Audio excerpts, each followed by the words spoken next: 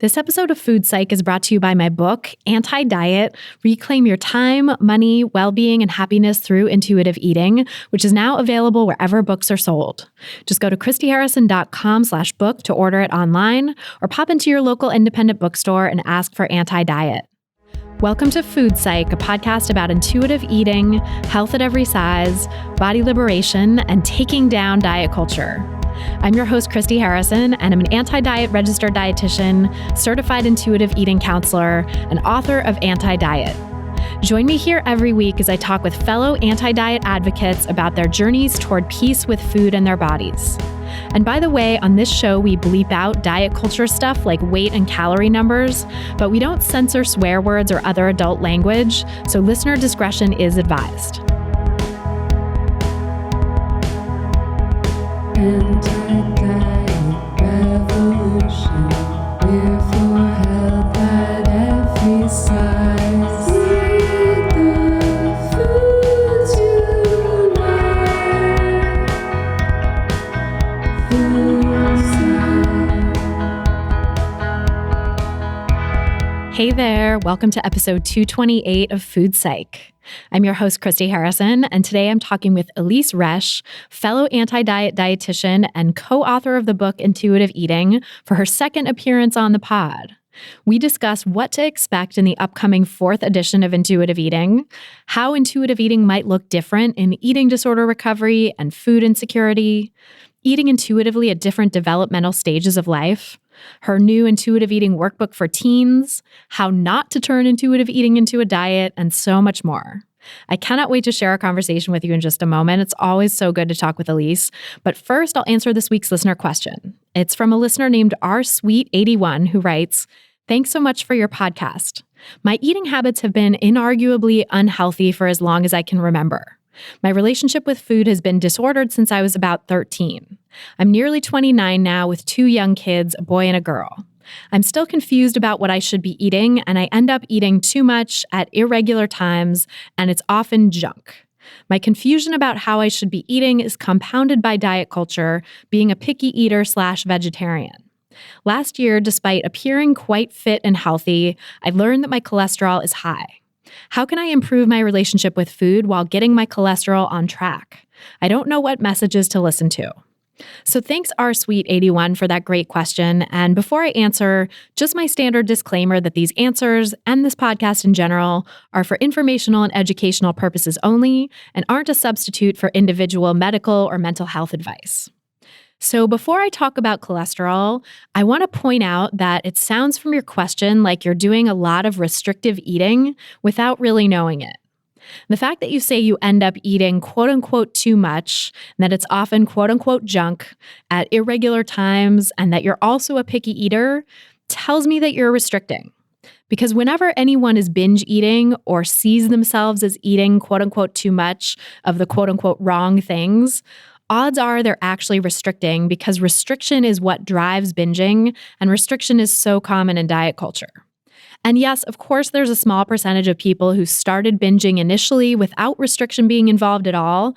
They just happened to stumble into binging as a way to cope with emotions, often in childhood as a response to trauma. A lot of people, or not a lot of people, but a small percentage of people start binging in that situation. But the thing is, even those people live in diet culture, and they can't help but get sucked into restricting, which is what happens when you binge in this culture, because it tells you you're bad for eating quote unquote too much, and that if you gain any weight, it's terrible and you must immediately lose it by restricting your eating. And so even if the binging started out just for self-soothing reasons back when you were a kid, these days, it's very much tied up in diet culture beliefs about how you supposedly should be eating less, which is, of course, restriction. It's restrictive thinking. It's the same effect as restrictive behaviors with food, and usually the two are kind of inseparable. They go hand in hand. And so I'd say that really anyone who binges in this culture, no matter why they started binging initially, is also restricting. And that goes for people all across the body size spectrum, including those in the very largest bodies. If you're binging, look for the restriction and work to heal that. So that's the first point I want to make here in talking about your relationship with food. Secondly, you mentioned that you quote unquote appear fit and healthy. And that's another red flag to me that you're actually eating restrictively, which I know might sound weird, but in my experience, many of the people who have an image of themselves as being quote unquote fit and healthy can actually be incredibly disordered with food. We've talked about this on the podcast. The episode with Tiffany Rowe comes to mind as one of them, where the person talked about this supposed picture of fitness and health as actually being super disordered. But that is the case for so many people who appear on the surface to be so-called fit and healthy. And of course, that's not necessarily the case across the board, right? But in this culture, it's so hard to see yourself as appearing fit and healthy because of the cultural standard of extreme thinness that's foisted onto all of us that says, you're not quote unquote fit or quote unquote healthy unless you reach this ideal of ultra thinness. And so because of that, I find that the people who do describe their appearance that way are actually often quite weight suppressed. And weight suppressed really just means that you're much thinner than your own body is meant to be. You don't actually have to look emaciated to be severely weight suppressed. So I say all of this as a preface to discussing your cholesterol levels because research shows that people with anorexia have significantly higher cholesterol than people without eating disorders. And these differences persist even with partial weight restoration, meaning when people are still restrictive eaters, but just not as acutely weight suppressed as they were before when they were maybe diagnosed with anorexia, they still have high cholesterol levels. That is from a 2019 systematic review that we'll link to in the show notes. That's really good scientific evidence because it reviews multiple other studies. And this cholesterol issue is true, by the way, for people who restrict and binge, as well as for that much smaller percentage of people who just restrict. Researchers believe that the high cholesterol seen in anorexia is caused both by starvation itself, because food deprivation can cause cholesterol levels to skyrocket, and also the shifts in hormone levels that occur when people are starving can also cause cholesterol levels to go up. And I'm not just talking about reproductive hormones here, but also things like cortisol, which is the stress hormone, growth hormone, and thyroid hormones, and all kinds of, there's all kinds of hormones that do different things in your body, but they can all have an effect on your lipid levels, your cholesterol levels. So based on that evidence and my clinical experience and just some of those red flags that I'm hearing in your question, I would say that food restriction and weight suppression are the most likely explanation for high cholesterol in a case like yours. Much likelier than the idea that anything else you've been doing or eating is raising your cholesterol, even if you don't have a formal diagnosis of anorexia. Because we know that only a minuscule fraction of people who restrict their eating and are weight suppressed ever get a diagnosis of anorexia, because the diagnostic process is so flawed and so weight biased. I've talked about that a lot on the podcast as well. The episode with Rachel Milner and the episode with Erin Harrop go into that a lot more. The process of getting a diagnosis for anorexia is very weight biased, and many more people actually would meet the criteria for anorexia than do get diagnosed.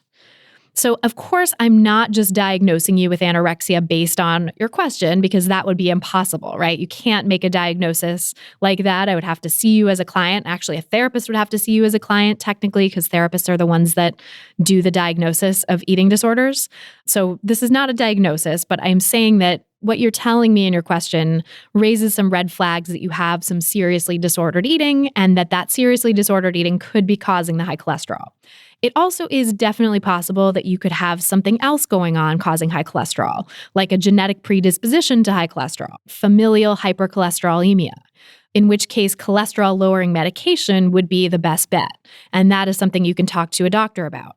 But it really does sound from your question to me like you have the kind of disordered eating and weight suppression that can cause higher levels of cholesterol on their own.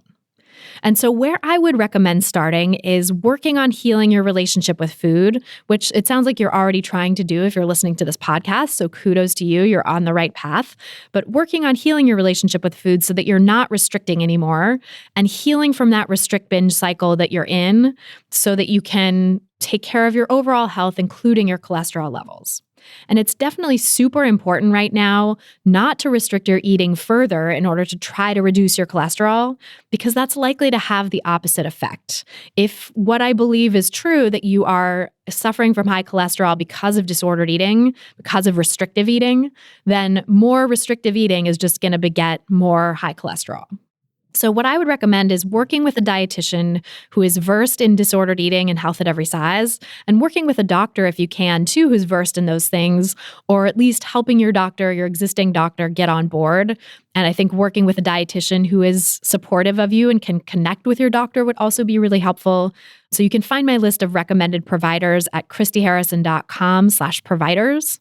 That's christyharrison.com/providers. These are all folks that have been on the podcast and that I know are really committed to intuitive eating and health at every size and have a good understanding of disordered eating and recovery. So I really hope you can get the support you need to recover and heal your relationship with food. It sounds like you've been struggling for a very long time, and trust that your body will be able to heal and that you don't need to be eating restrictively in order to manage your cholesterol, that the first order of business is healing your relationship with food. And then once you're healed in that regard, if down the line your cholesterol still is high, then you can talk with your doctor about medication or maybe other tweaks that you can make from a health at every size perspective that might help with your cholesterol levels. But for right now, the first thing I would focus on is the disordered eating, because I really think Occam's razor, that's the most likely scenario in your situation. So if you want to submit your own question for a chance to have it answered on an upcoming episode of the podcast, you can go to christyharrison.com/questions. That's christyharrison.com/questions. And then if you want to ask me your own questions and have me answer them much more quickly than I do here, come join my online course, Intuitive Eating Fundamentals. The course has a monthly Q&A podcast just for course participants, where you get to ask your own questions every month and have me answer them.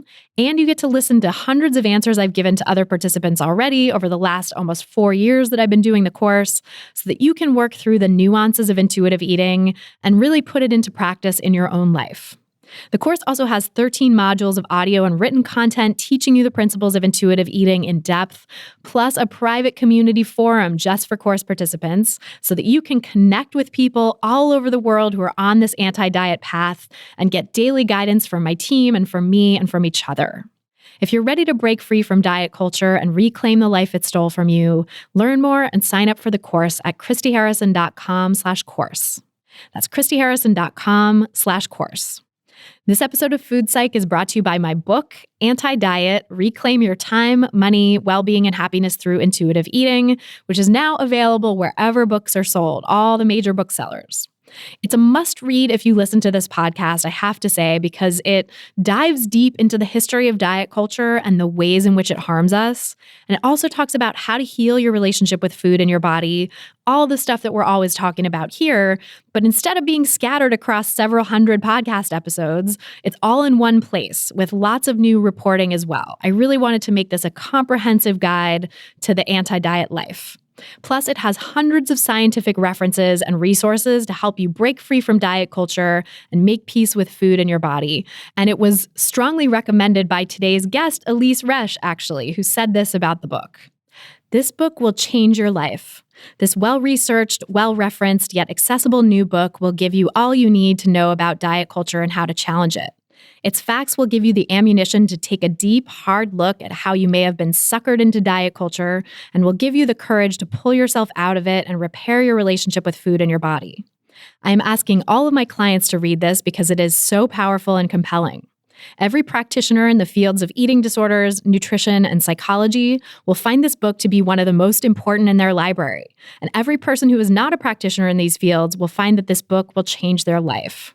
Oh my gosh, thank you so much, Elyse, for that amazing review. That means so much to me. And so do all the amazing reviews the book has been getting, by the way. So if you've left a review already, thank you so much. If you've read the book and you want to leave a review and you love the book, I would be so appreciative if you would leave a review on Amazon, even if you do not purchase from Amazon. It's great to do it on Amazon because that's where a lot of people get their reviews. Goodreads is another great place to leave reviews. So thank you to everyone who's left reviews of the book so far. And if you have not yet read the book and you would like to, just go to christyharrison.com/book to get it. Or you can walk into any bookstore independent or otherwise, and ask for anti-diet. And now, without any further ado, let's go talk to Elyse Resch. Elyse, welcome back to the show. I'm so glad to be talking with you again for the podcast. Oh, I'm excited too. I noticed that it's been just about a little over a year since we last talked. Well, a little over a year since we last talked in life, but I think it's been like 3 years since we spoke for the podcast. Oh, was it that long? You're right. Yeah. Isn't that wild? It's like our first episode, I believe, was episode 79. And now as we're recording this, we're in the 200s. So time goes by so quickly. I know. It's wild. It's so wild. So yeah, catch us up on what you've been up to since then. Well, in the last 3 years, and in the last 4.5 years, I feel as if all I've been doing is writing besides everything else. I've literally been writing for 4.5 years, and I think it'll be probably 6 years of constant writing until I give myself a bit of a break. So let's see, since we last talked, I believe the Intuitive Eating Workbook came out in 2017, and I co-authored that with Evelyn. And then this year was so exciting. My Intuitive Eating Workbook for Teens, which I solo authored, came out in, as I say, April of this year.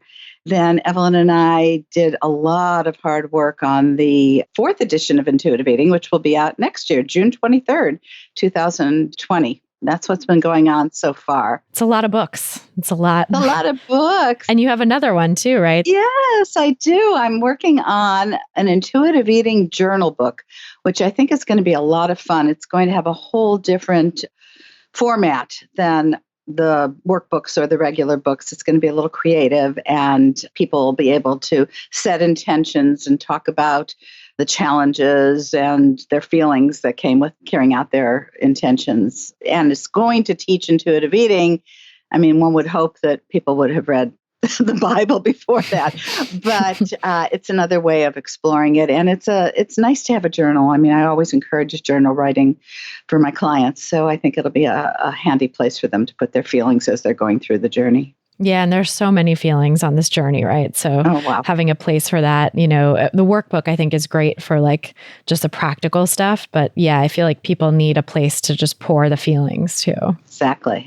Oh, it's so awesome. I'm so excited to dig into all of this. Thank you. It's just an amazing explosion too of interest in intuitive eating. I think it's really telling that like you have all these books coming out now, 25 years after the first edition of Intuitive Eating came out. And there's just such an increased interest in it and attention to it at this moment in history. And what's additionally so exciting to me is that registered dietitian nutritionists are turning the corner in such big ways, wanting to learn about intuitive eating and knowing that it's going to give them a more satisfying career by having this as a way to help their clients get out of diet culture and heal their relationship with food and their bodies. That's what's really exciting. Yeah. What do you think brought us to this point? I mean, because as we're speaking a few weeks ago, you spoke at FADA, the National Conference for Dietitians, which is huge. And the room was packed, yes, standing room only, and just so many people were interested. So what do you think has gotten us to this place where dietitians are actually picking up this message? Well, I think a lot of dietitians are feeling unhappy in their work. That I've had so many people tell me that, just not fulfilling them. And so when they get their eyes open to intuitive eating, and I think sometimes it just follows the cultural change. And so it's so evident out there in the world that people are getting sick of being trapped by diet culture. And I think that so many of especially the young dietitians are on social media and seeing everything that's being written about how much of a prison people are in. And I think that they're following with, oh, wow, people are interested in this. So I want to learn more about it. So it goes both ways, I think. And I think that so many people who are seeking treatment are finding dietitians who are trained in intuitive eating.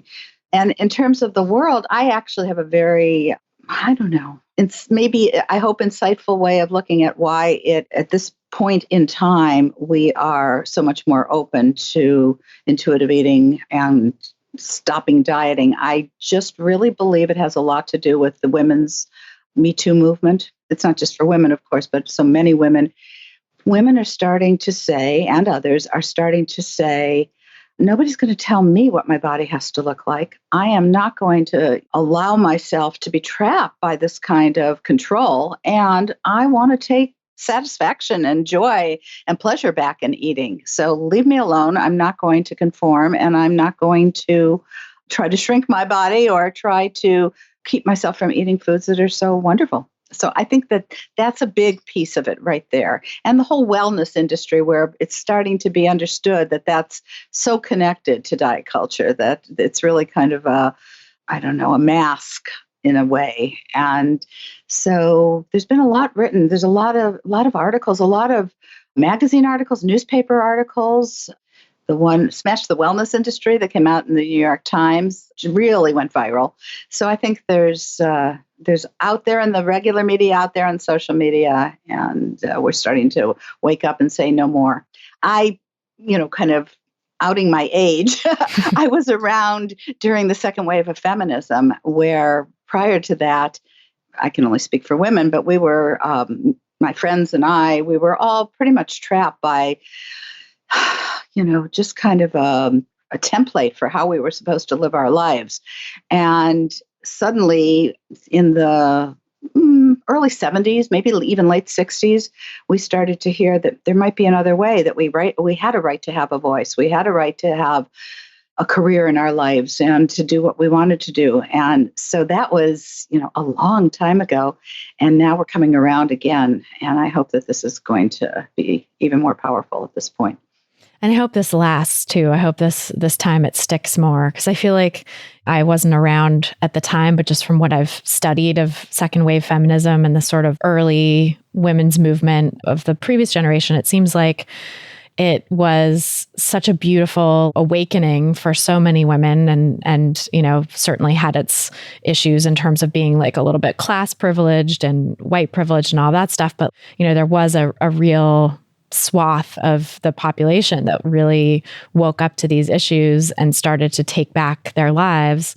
And then very quickly, the thin ideal became even thinner, and the strictures of diet culture became even tighter. Twiggy came on the scene a couple years after The Feminine Mystique came out, right. The book that's credited with launching the second wave of feminism. And it's just so fascinating, as Naomi Wolf says in The Beauty Myth, that every time women get more political power, it seems that there's this beauty ideal that comes in to be ever stricter and ever more unattainable, to take away some of that power, to sand down some of those edges that women can, have been using to sort of pierce through patriarchy.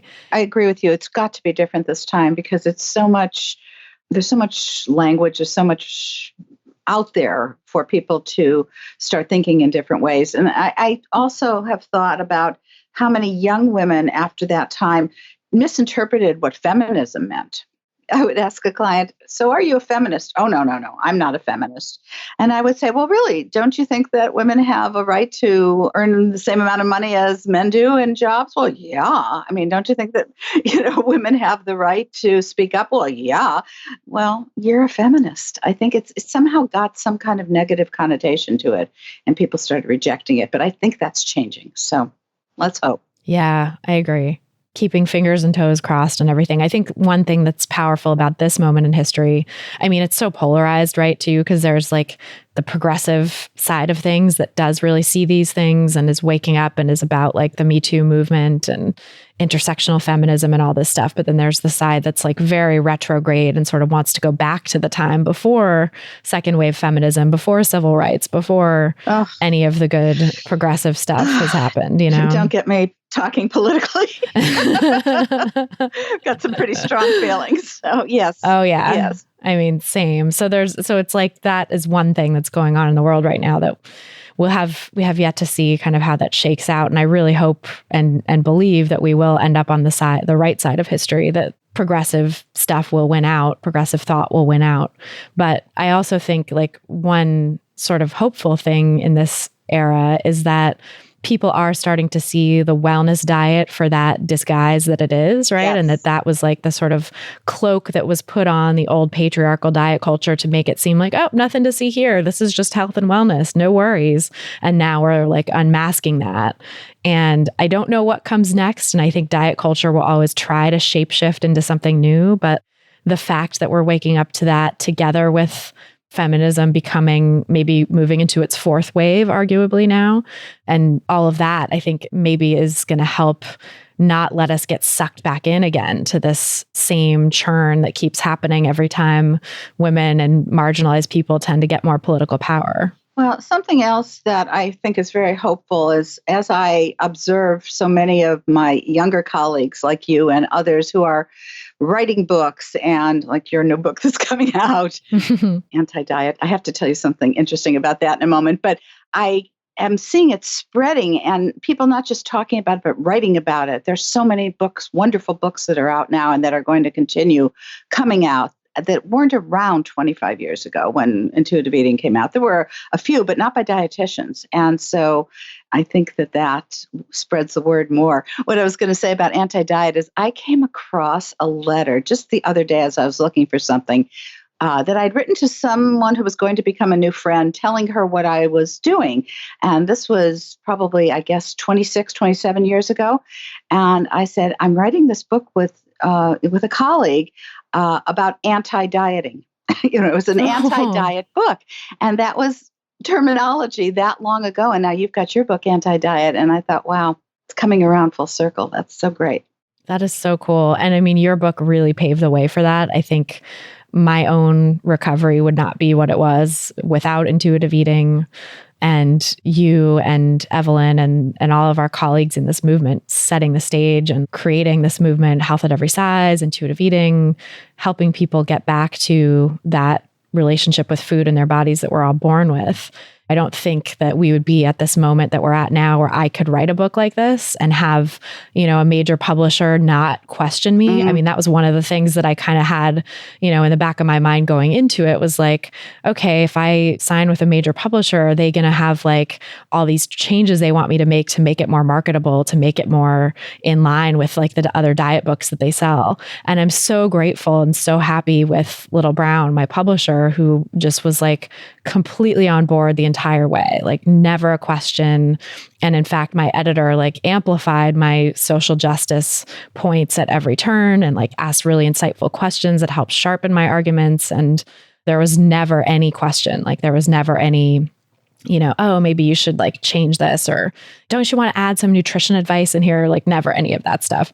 But, I think to get to the point where this publisher and, these editors and people that I worked with were there mentally, I think speaks to how far we've come and how you and all of our colleagues in this movement who are working 25 years ago, 30 years ago to like set this stage, like all of the work that you did kind of made that possible. Well, I'm just so grateful for being, a part of this and being able to spread the word. And I'm also so grateful that scientifically, there are so many researchers that are interested in intuitive eating. And there's been over, I think, about 120 studies now validating it as an evidence-based process, which gives it so much more clout, I think, out there in the world. It's not just theory, it's there, it's foundation. But I'm so glad that this was such a help for you as well.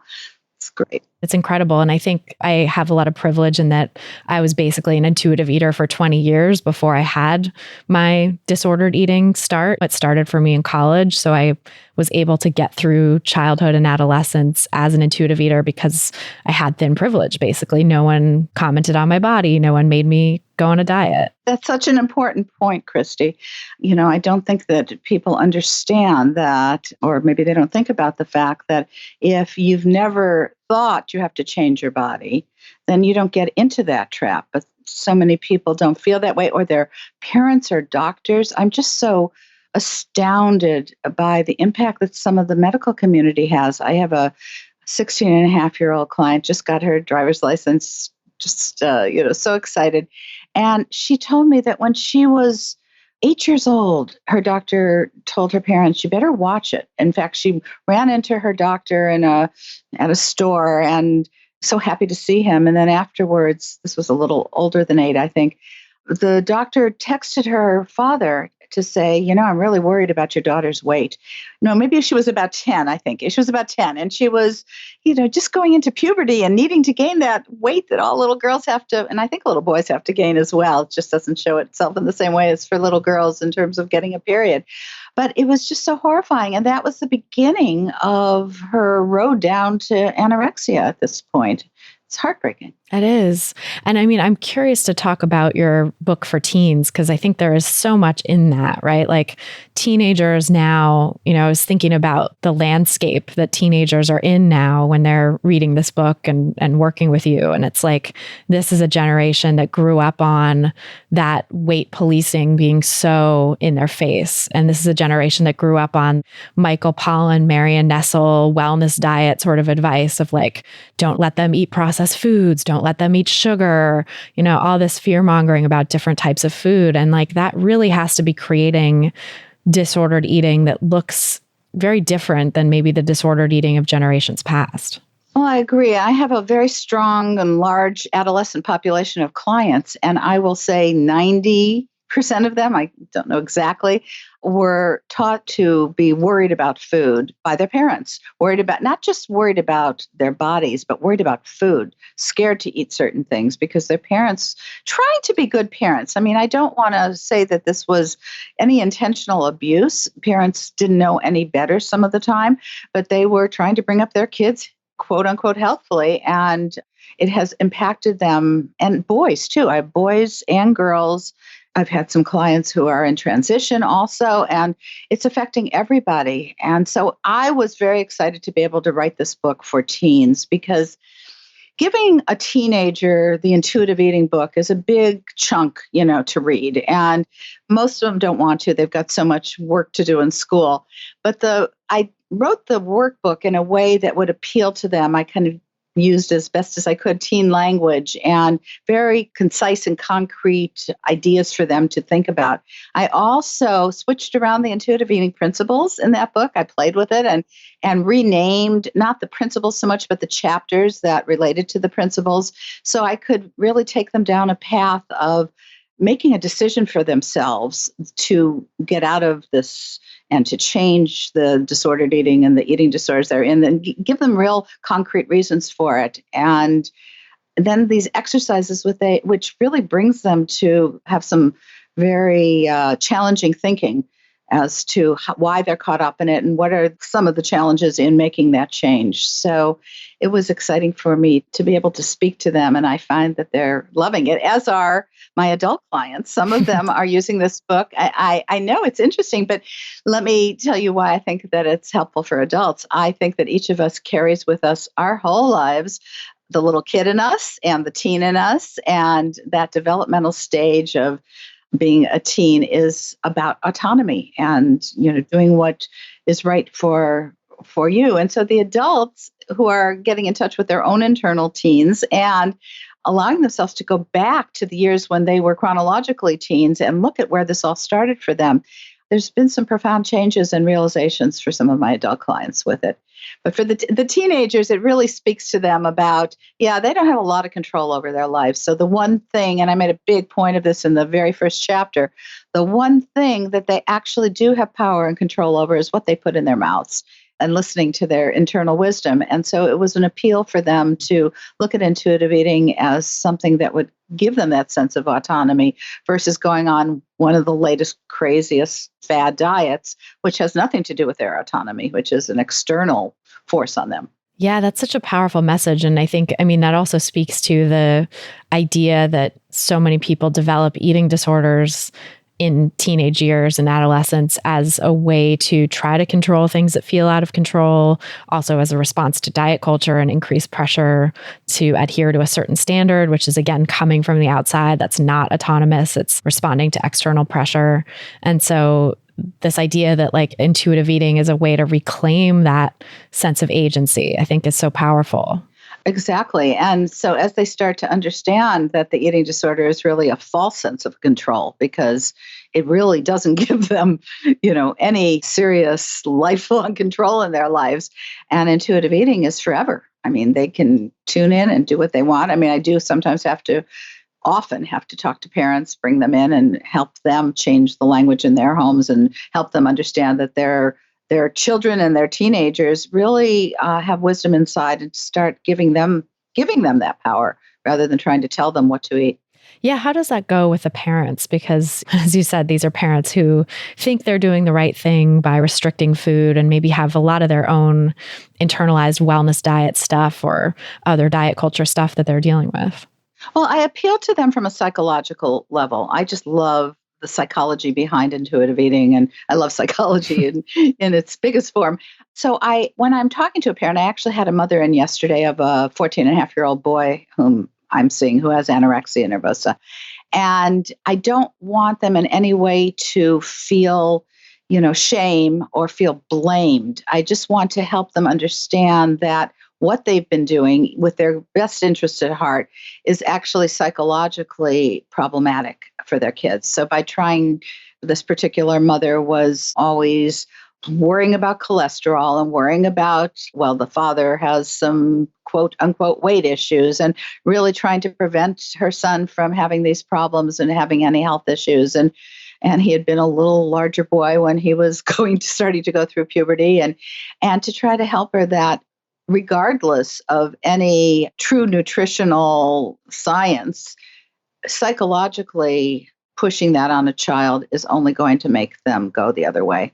And so it's tricky, but I could see in this mother's eyes that she was able to own the impact that she and her husband had on her son without me, as I say, without me shaming her, and be able to say, okay, I've got to let go of some of my beliefs, even if I can't really get into it and really believe that you're telling me that sugar isn't evil. And by giving him this freedom now to make decisions for himself and letting him know that there are no good foods and bad foods, okay, I'm getting it. And I was really pleased with how she surrendered to the understanding of the psychology of it. Yeah, and I think that's actually such a good way in too, for people who are really new to this message. It can be probably a lot easier for them to accept that, okay, there's this sort of reverse psychology that happens where the more you clamp down and forbid certain things, the more that the kid or whoever, the person is going to gravitate towards those foods or end up eating out of control, feeling out of control with food, whatever, because they've been restricted, even if they can't understand the nuances, or if they have, some parents I imagine have pretty strong beliefs themselves in, Yes. fad diets like keto or Whole30 or whatever, where they just can't see the science for what it is. They're wedded to their own fake science or whatever. So. And it's amazing to me how many parents don't really understand the developmental stage of adolescence, that it's so important for their teen to have a sense of agency in the world, and that this is, by taking it away from them, by giving them these messages of negativity about food, and trying to control their teens' food, that they're going to get them one way or another, that healthy adolescence is going to act out. So let's not promote acting out in this realm. I mean, I wish parents could understand that in every realm too. Yes. I feel like I definitely had my struggles as a teen to try to individuate, and ended up doing a lot of things that society deems bad. I was like a bad kid because I basically just needed to have my autonomy and my needs for autonomy met, and wasn't getting that recognition from my parents, or specifically one parent in particular. Right. I'm so often helping people understand that this shows a healthy ego when an adolescent is needing to have their own voice, or as an adult who is quote unquote failing at dieting. I mean, this is a sense of a strong ego, because people don't want to be told what to do, especially teenagers don't want to be told what to do. And so they're not bad teenagers, they're just trying to express this need to have a sense of who they are, and as you say, individuate and form their ego identity. And the more we can educate people about that developmental need, it's so important. It starts early in childhood. I have a great respect for Eric Erikson, who was a German-American psychoanalyst and behavioral psychologist, and he created the 8 stages of man, which, now I'd call him up and I'd say, hey, Dr. Erickson, we got to call it 8 stages of human. But in any case, these stages that we all humans need to go through to develop healthy personalities and healthy egos. And the autonomy piece starts at 18 months old, when toddlers are starting to run around and realize that they're separate from their mothers. The umbilical cord was cut a long time ago, and now they can open up cabinets and pick their own toys and pick their clothes and decide what they want to eat and not eat. So, helping people understand that. I've always been a believer that if you really want to understand what's behind something, it's so much more apt to be able to make change than if you don't understand. Well, and it's interesting too to think about those stages as like building on one another, because I think in a lot of cases, especially now, I think I see, parents getting involved in their kids' food so young, like where 18 months, they might already be putting the kid on a diet without calling it that. But it's like, you only get so much of this, you don't get any sugar, you don't get this, you don't get that. That's right. And so if that need for autonomy and, that sort of low-level individuation isn't met at that point, then by the time they get to the teenage years, they're probably extra primed to rebel. There's probably a lot of that growth and that individuation that still needs to happen.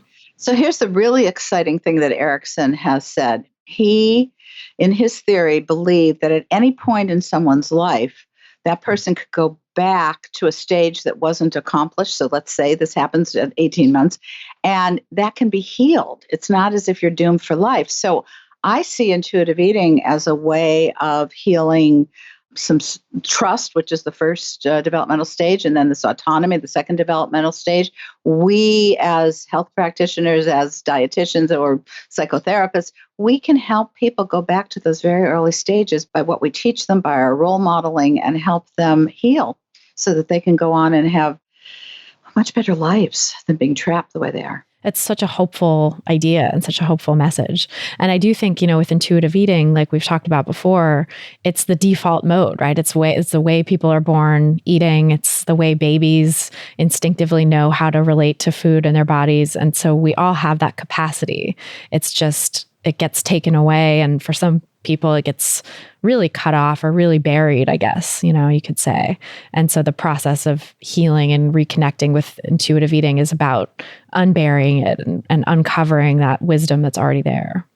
And what's also so exciting for me, I love my work, and what's so exciting for me is that since I've been doing this for 37 years and have intuitive eating's been out for 25 years now, I have been able to help so many of my clients heal their own disordered eating, and then they go on to have children of their own, and they're raising them as intuitive eaters. Some of these kids are out of college now, and they have never had a problem with eating because of the way their parents have raised them. So rather than, some parents who say, oh, no, I'm going to protect my child from having the problems I had because I was a larger child. No, it's not that, because they're not protecting their children in that way. They're making it worse for them. It's, in fact, teaching them to trust their bodies and to know that they have this wisdom within them. That's just so wonderful. And so to see, the products of these people who've done their own work and are raising their children that way, it's phenomenal.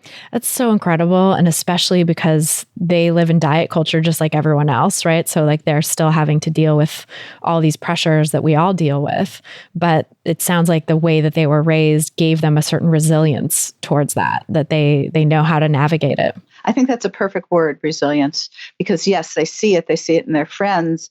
And I have one client who's got 13-year-old twin daughters, and they can't even understand why these kids have such problems, because they've been raised so well with intuitive eating, and they hear it. They hear what the kids are saying. The other kids, they hear what's out there. Some of them are already on social media and reading things, but they negate it. They go, this is, I don't get this. Why are they doing that? That's so silly.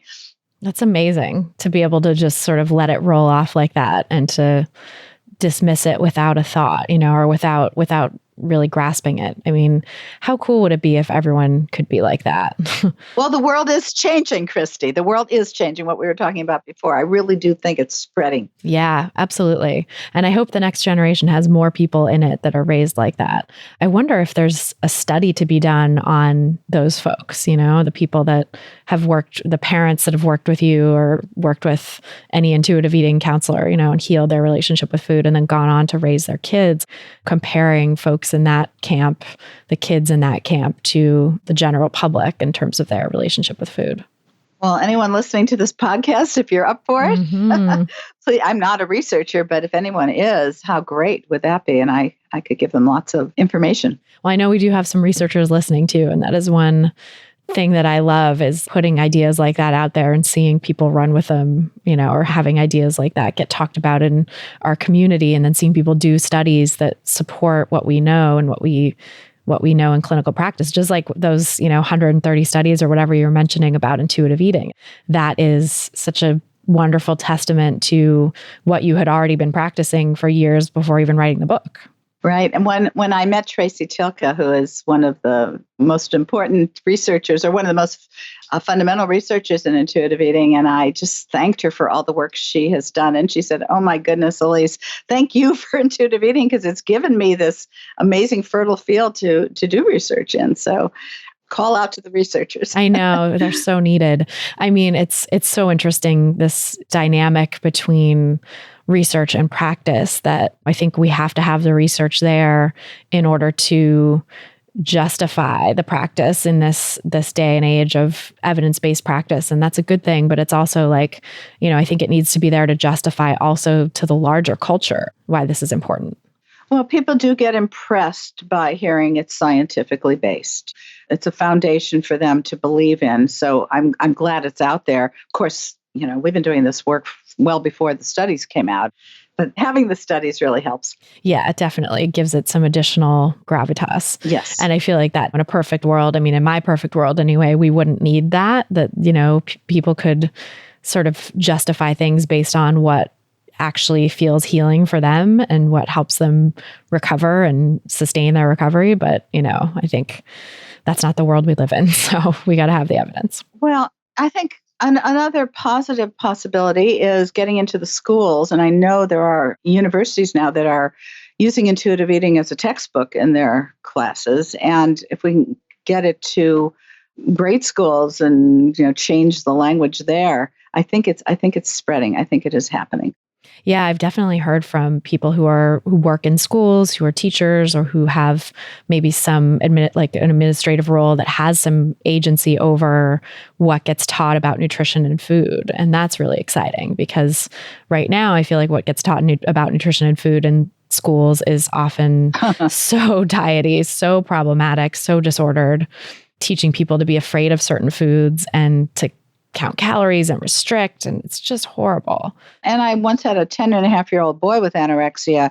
They were coming to do physical fitness training or testing with them, and he started to hear about muscle versus fat, and boom, he was on his way. He started restricting his food. He didn't want to have any fat on his body. He wanted to have more muscle. So there's a lot of things that can happen in the schools that are negative. Some schools, I think, weigh the kids and then call out the weights. I've heard horror stories about that. Yeah. And that's such a setup for disordered eating that can last into adolescence and beyond. It's just horrifying. That's right. We need to stop that for sure. Yes, we do.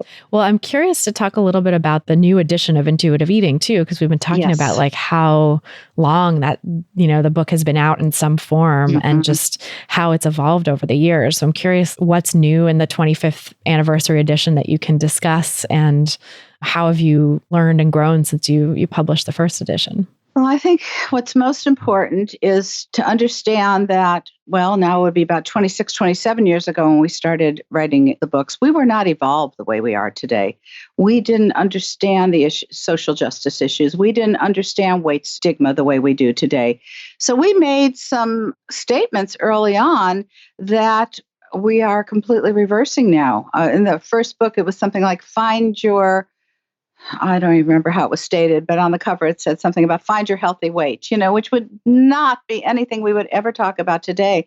So we are being kind to ourselves for the fact that we could only know what we could know back then. And interestingly, not the second edition, because it wasn't really a revision, it was just an edition of the eating disorder chapter. But in the third edition, we really tried to remedy a lot of that. And then when we went over this third edition, which was written 9 years ago, we realized, oh my goodness, we didn't get as far as we needed to. So this fourth edition, we are hoping that we have fixed it so that we are current with everything that's happening in the world today, and we're not triggering anybody and not having some false implication about weight in this book. So that's a big piece of it, and that goes through the whole book.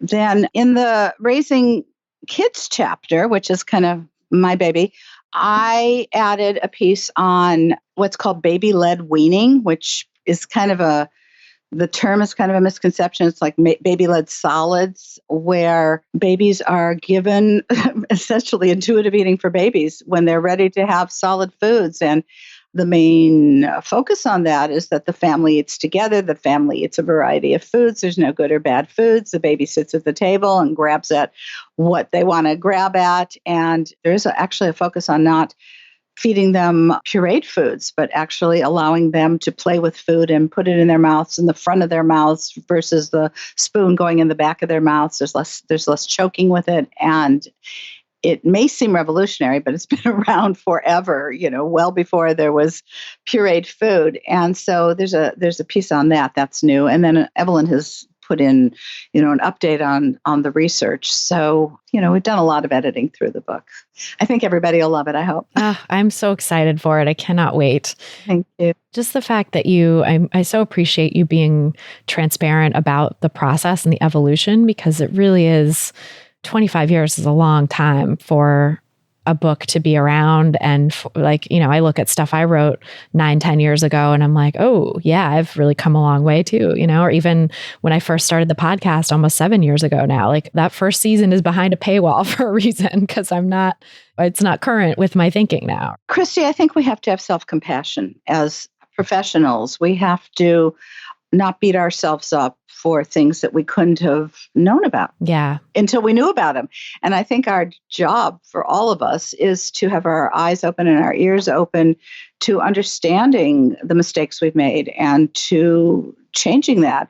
What troubles me is the people I run into, especially a lot of people of my generation who are so close-minded, who poo-poo so many of the things that they need to be open to. And so, I have compassion. So does Evelyn. We have self-compassion for what happened then. And we are grateful for the fact that we're open to making that change. Yeah. I mean, I'm so grateful for you for that too, because not everybody is like that. Like you said, there are people in your generation that are just so closed off, and it's like, this is the way I've always been doing it. And people of every generation really that are like that, But yeah, the self-compassion is so huge. And I think especially as dietitians too, like we are so steeped in weight stigma from the get-go. I mean, not just in diet culture, but also in our training. It like amplifies the weight stigma that we pick up from diet culture, and fat phobia and food phobia is rampant in dietetics training. So I think especially for dietitians to come out of that and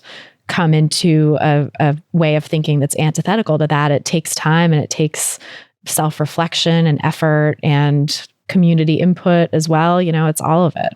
And that's why I was so astounded and grateful to see over 2,000 people in the room at FNCE at the national conference, for those who don't know what that is, of dietitians, to see all of these dietitians of all ages being open to the change. And I was thinking that some of them weren't even born when the first edition of Intuitive Eating came out. I mean, there's some young people there who are straight out of school, and it's all new for them and wonderful. So yeah, it's very encouraging. It's so cool too that there's some people who are just learning that at the beginning of their career. I really wish that I had been able to do that. I'm so grateful. Although I will say I run a supervision group once a month, and I always offer it an opening for students to participate in one way or the other, whether it's in person or, on Zoom. And I often get comments about how frustrated they are in their internships what they're being taught and what they are now understanding is just so wrong and destructive, and not knowing how they can speak up to their supervisors and kind of like throw them the book, have them read this. Maybe they'll open their minds. I know. One can hope. Yes. I mean, I think that is the challenge, right? It's like students having to sort of toe the line in a system that is so weight biased and so mired in that already. Well, I was remembering recently when I was in graduate school, which was in the 70s, I had I guess you would call it medical nutrition therapy class. Now it was called nutrition therapy. I don't remember what it was called.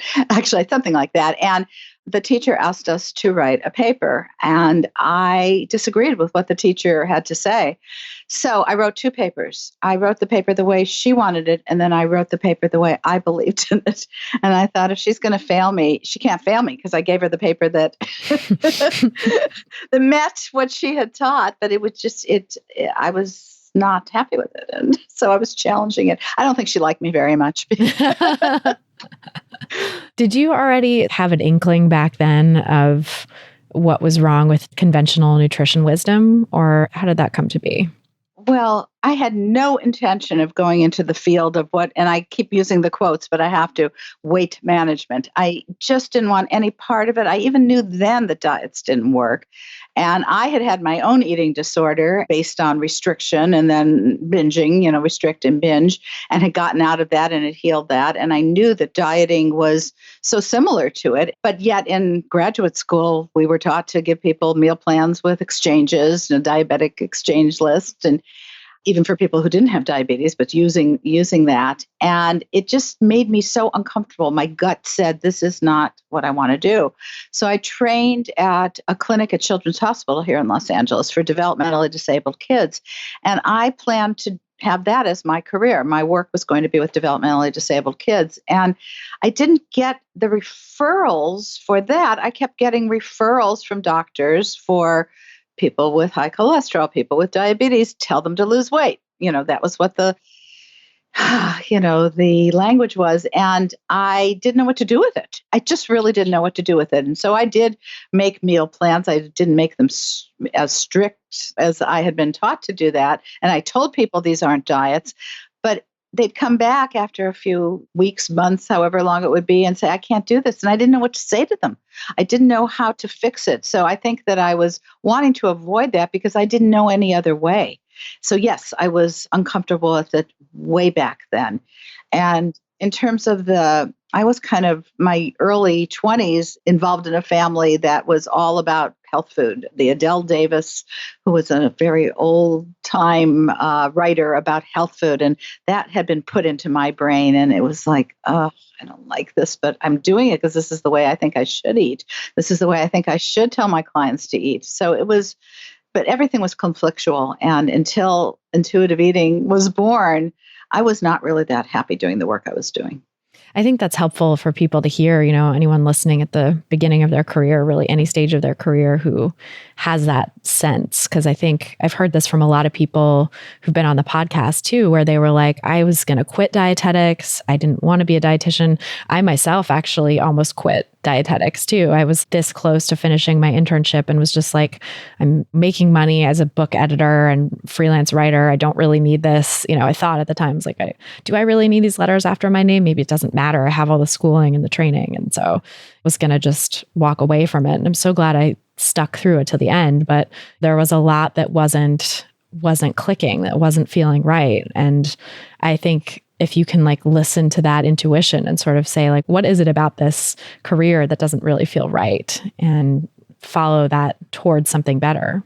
And there's so much depth and meaning in doing this work. And there's so much gratification at seeing people's eyes light up and recognize that they're not failures, and that this whole thing I was talking about their successes at ego identity when they can't stay on a diet, and to help them, their whole body language changes. It's as if they can just, relax and say, oh, thank goodness, I don't ever have to do this again, this old way. And it's just wonderful doing that work. And the other way was not wonderful. So it's a complete paradigm shift. I want to talk a little bit too about intuitive eating with eating disorders? Because I know you said off mic that you use the new book, the teen book, with teens with eating disorders. And, I get asked a lot how people can reconcile or use intuitive eating with eating disorder recovery.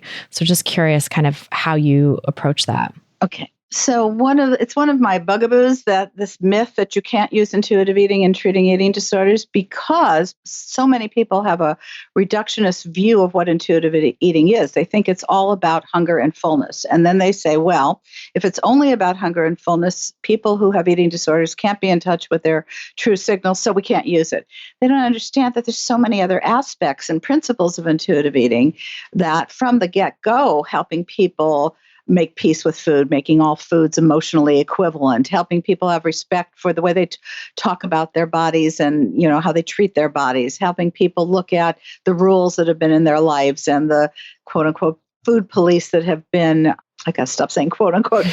I do it all the time. It's probably the food police that, have been trying to control them, and helping them understand about autonomy and showing them. Here's one of the most important things that I'm able to do with clients is to say, here's this vision for what life is going to be like as you nourish yourself, as you re-nourish yourself, as you are able to really trust the signals your body gives you.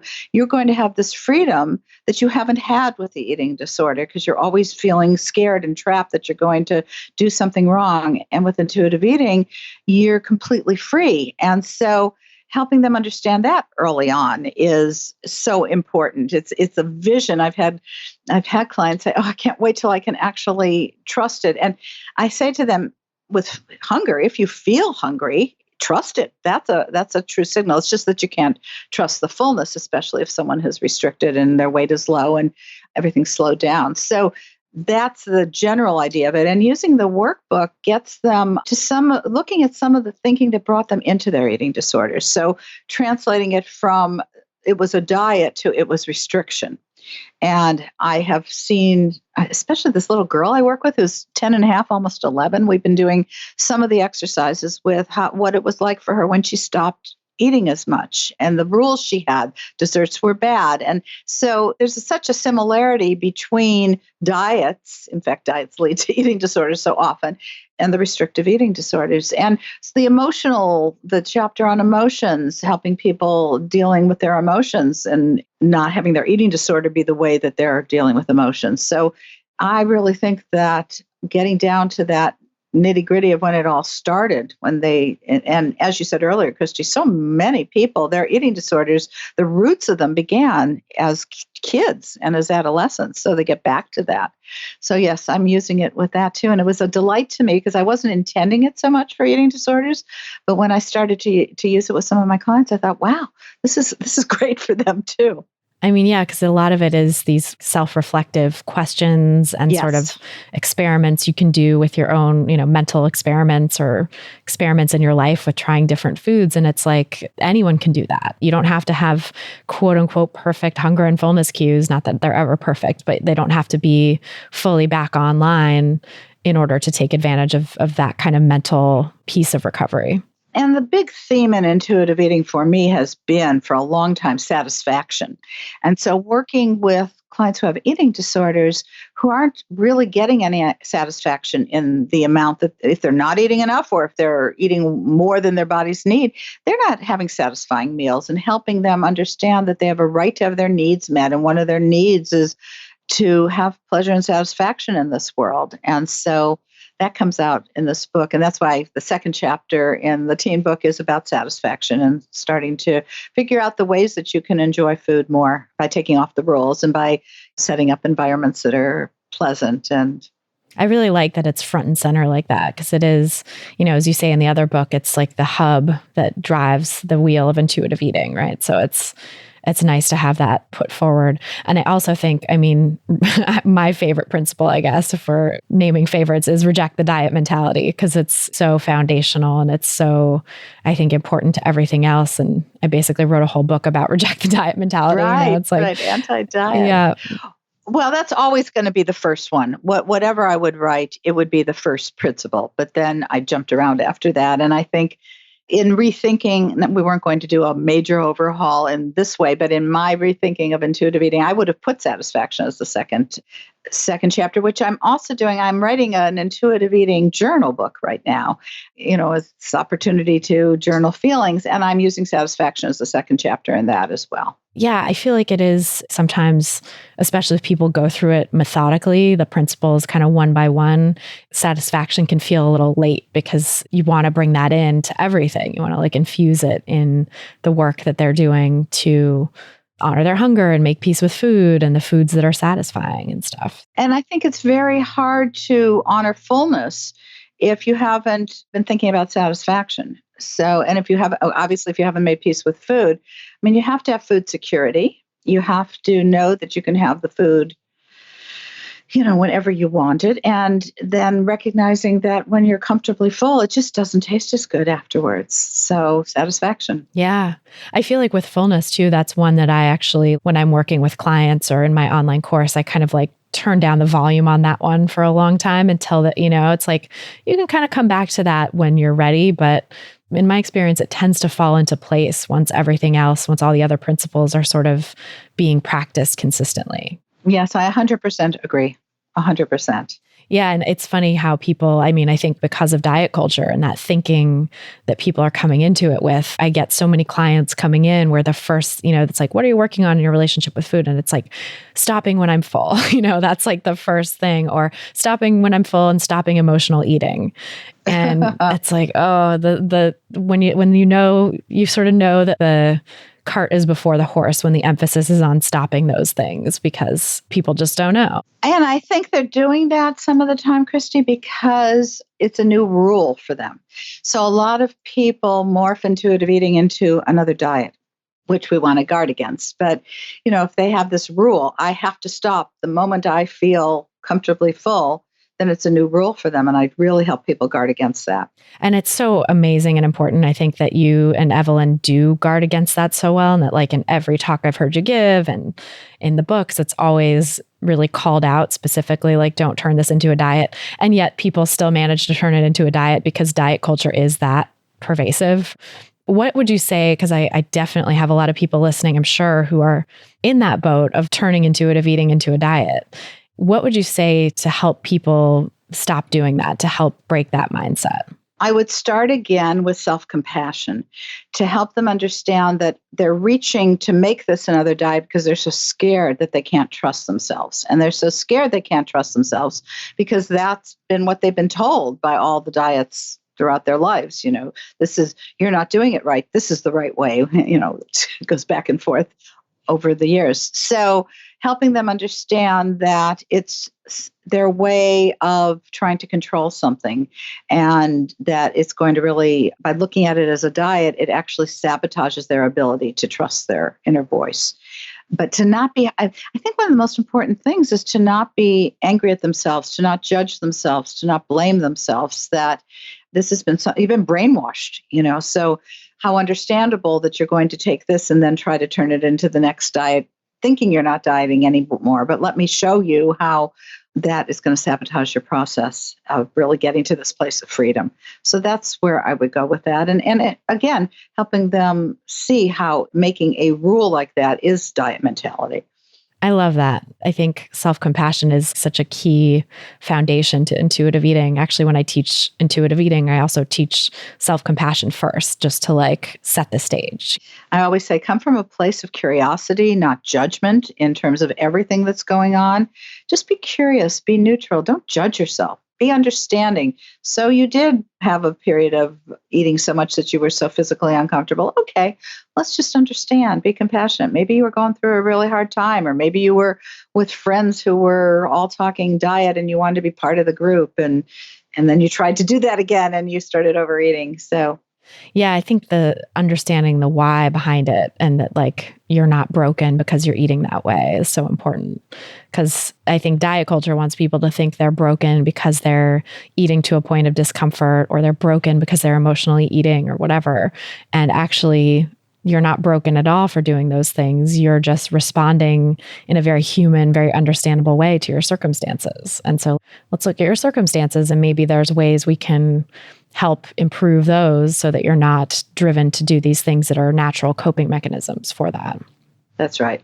And I think too, speaking of circumstances, I love that you brought up food security earlier. I think that's another aspect of intuitive eating that's starting to get more attention and more discussion in social media, especially. But that, I think people don't always have the capacity to engage in the full expression of intuitive eating when they are experiencing food insecurity.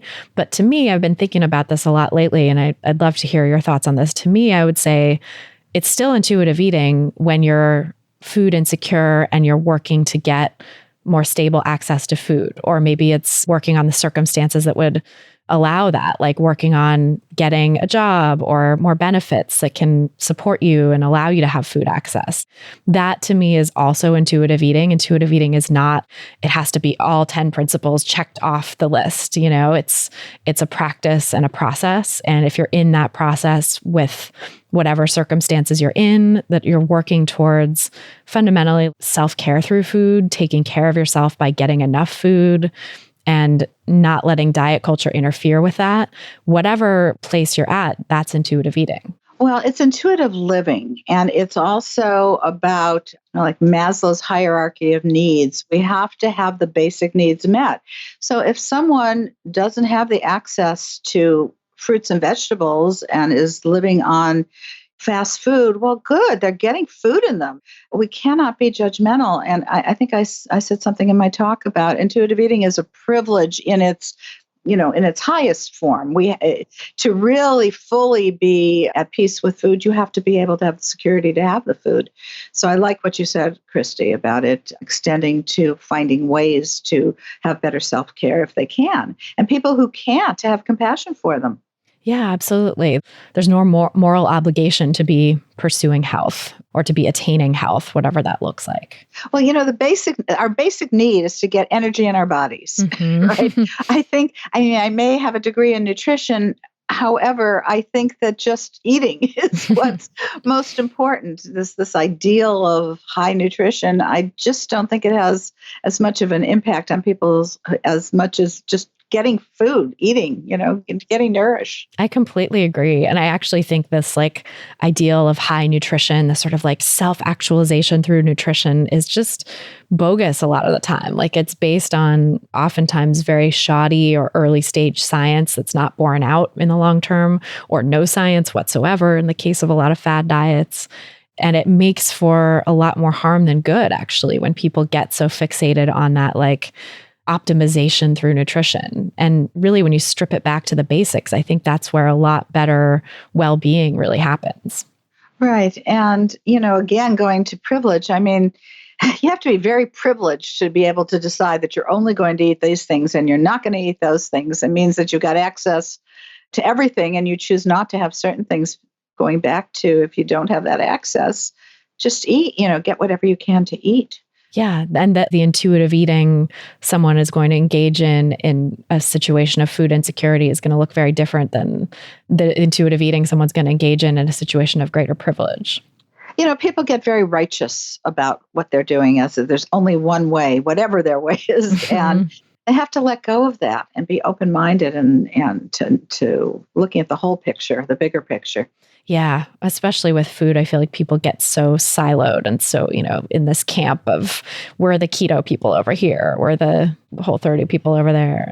And another piece of it, which we touched on earlier, is that everybody is trying to find some sense of control in this universe that we have no control over, in essence. And so they're grabbing even that. I have compassion for people who grab onto those things because they think it's going to give them longer life or give them better health or whatever it is, when really it doesn't have that much power. And we have to help people understand that we just have to manage our lives. And I like manage better than control. Just have to manage our lives in the best way we can within the context of we just don't have control. Right. And there's nothing wrong with us for grasping too. I think that's such an important aspect of self-compassion as well, is to say that of course you want to diet. Of course, you've been told all these different ways, every way to Sunday, that you need to control your eating in order to have a good life, in order to have health and well-being. And like maybe you've experienced chronic health conditions or problems in your life. So of course you want to heal those. And the way that we're being told to do that just isn't affording us what we seek. And what I found in a very interesting way is that so many people come to me who have been seeking medical care for especially GI problems, and they start eliminating a lot of different foods. And what ends up happening is when they become intuitive eaters and they let go of that, they're feeling better than they've ever felt before. I have a different 16-year-old client who for years was trapped by one doctor after another saying she couldn't eat this, she couldn't eat that. And she never felt good. She was feeling sick the whole time. And when she let it all go, she actually discovered intuitive eating on her own and found me, wanted to come see me. And now she's so healed from her eating disorder, and her GI tract is just working really well because she's nourishing herself. That's so amazing when that happens. And I really believe so much in the power of healing disordered eating, healing the gut, and that's such a buzzword these days too, of like heal the gut. And people have all kinds of wild, diet companies and programs have all these wild diets that they're prescribing for supposed gut health and gut healing. Well, they catch on to everything that they can make money catching on to, right? Yep. Right. It's all commercialism. And it also drives people further into the disordered eating that likely caused it in the first place. And we have research showing like up to 98% of people with eating disorders have gastrointestinal issues, which is no surprise, right? And what about the anxiety when you're trying to follow something that's so difficult to follow and you feel so deprived? And talking about the microbiome and the gut-brain connection, I mean, they're anxious all the time, so of course their stomachs hurt. Right. So clear. Yeah, that connection is so real. And reducing anxiety about food and other things in general too, but especially I think disordered eating, there's so much anxiety about food that it's only natural if you're anxious about food that you're going to feel bad. And if you can reduce that anxiety, it brings such tremendous relief. And for some of my clients who are concerned not so much about weight, but they're concerned about health and they're worrying about everything they put in their mouths, I'll say, that worry causes high cortisol levels. And the cortisol is going to be, more destructive to you than eating that candy bar, so stop worrying about it. It's so helpful to put it in perspective like that too, because I think people our society and diet culture these days just makes food out to be the be all end all of health. And it's just so not. No. It's not. I often say to my clients, that all foods break down to carbon, hydrogen, oxygen, and if it's protein, nitrogen, we break that all down. So why are we making such differences in foods? And they're like, really? Really? Yeah. It's all the same stuff. Yeah. Uh-huh. It all breaks down chemically. If you've had some chemistry, you know that, So. I feel like that's like the benefit of knowing nutrition information too, is being able to use it for good in that way to help bust some myths or give people some information that sort of awakens wonder about the body and its abilities. Well, that's why I actually like to plug registered dietitian nutritionists, because we have to have that science and that information. Whereas there are people, I live in California and we do not have licensure here for dietitians. So anybody can open up an office and say, I'm a nutritionist and start telling people what to eat. And they don't necessarily have the science behind them. Yeah, but that science gives such an extra layer of opportunity for this discussion and richness. Well, I love talking with you, Elyse. I could talk with you forever. But thank you. Yes. I love it too. It's wonderful, Christy. Oh, thank you. Yeah, well, tell us where people can find you and learn more about your work. So I have my own personal website, which is ElyseResch.com, and I have lots of things on there. I have a whole link to something I call my words of wisdom, just from all these years of gathering some pieces of wisdom for living life. And I have talks I've given and explanations of intuitive eating. It's a pretty personal website. And then there's the Intuitive Eating website, which is intuitiveeating.org, not .com, but .org. And that will give information about all the science, the studies behind intuitive eating. And for people who want to become certified as intuitive eating counselors, it gives that information. And for the public, for resources to find people who have been trained in intuitive eating, that's on that website as well. And then if anybody wants to write to me, probably shouldn't put that out there, but it's just ElyseResch@gmail.com. It's really easy. I didn't make it complicated. So people can just find you. I'm easily found, yes. And then your books are coming out. The teen book is out now, right? And then the 25th anniversary edition is out in June. Yes.